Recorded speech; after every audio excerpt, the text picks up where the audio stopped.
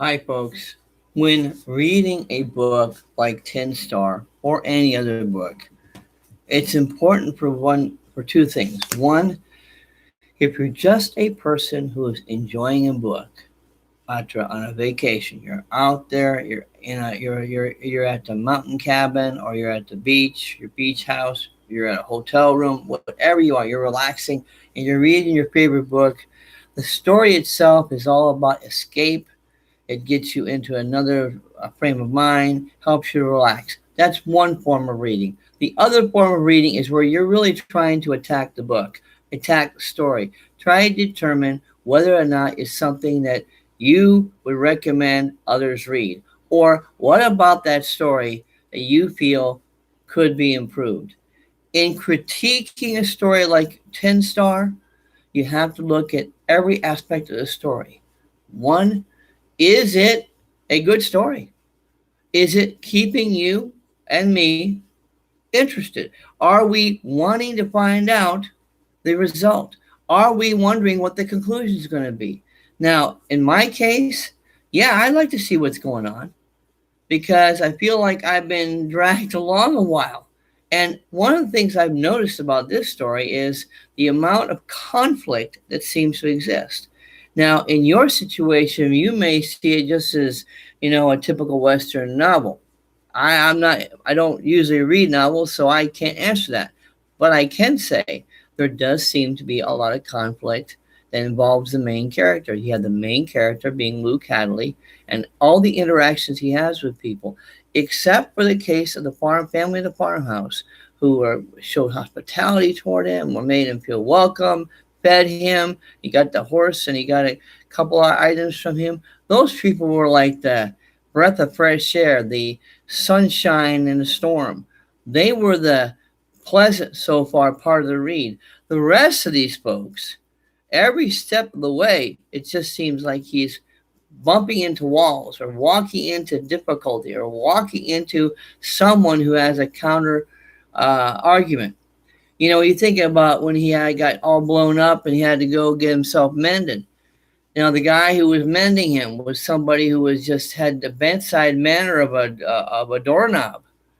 It was not a hey, sit down, relax, you're okay. It was what are you doing? Don't mess with my place. Don't put the blood there. I mean, very harsh. That gentleman who was a medical doctor, I guess he was a physician or whatever you want to call it, was somebody that no one wanted to meet, and yet Hadley found himself. That's what he was being cared for by somebody who was just rough around the edges. It seems to be a very distinct trait of most of the characters. The stagecoach man was rough around the edges. The guy in the bar, the first bar in Preston, the guy who was that rancher who was supposedly respected. Whatever he did, the guy pushed him the wrong way. The man wanted to take him out and start shootout. Rough edge all the way. So you have in this story a very unusual characteristic. So many people that Luke Hadley is having conflict with. Even the Pinkerton woman, who one minute helps him get out, the next minute helps the other outlaw get out, and finally lets him get out. She's got something going up her sleeve, and you don't even know what is her next move. What her next? Well, you know what her next move is, sort of. You know she's after the Rhodes gang, but is she really the example of being a Pinkerton agent? There's a lot of conflict and a lot of question. The only thing that seemed normal, I'm repeating this a couple of times, was that farm family. When you think of Kansas, when you think of farms, when you think of a small town, you think of neighborly, you think of people working hard, you think of people who are down home and every day. And yet it seems like the only people so far that we have met who are down home every day are this one family. Whereas the rest of the people seem like the kind of people you wouldn't want to be dealing with or meeting. I don't care if it's a saloon keeper who is complaining about the damage that was done, or the sheriff who treated Luke pretty rough. Of course, Luke was rough with the sheriff. Constant conflict among the characters.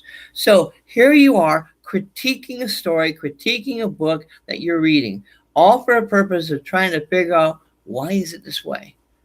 Why are we going through such a rough patch? Why are we going through so many rough patches?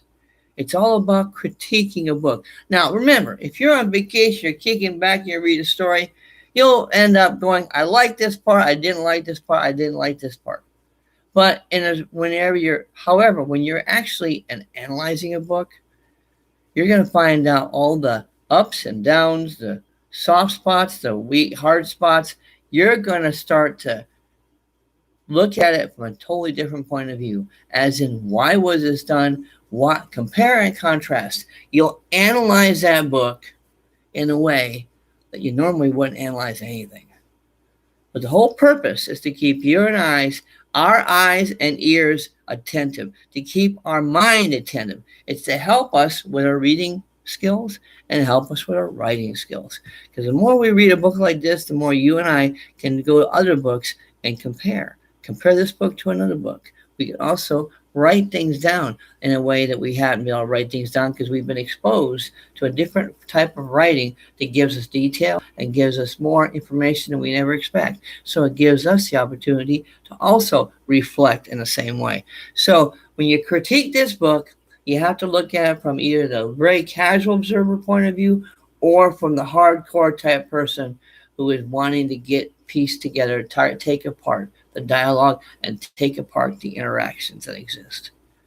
Critiquing a book is something that's very special and very important whenever we read any piece of literature, book or story. When you're reading it, it's important to take a look at what it really is.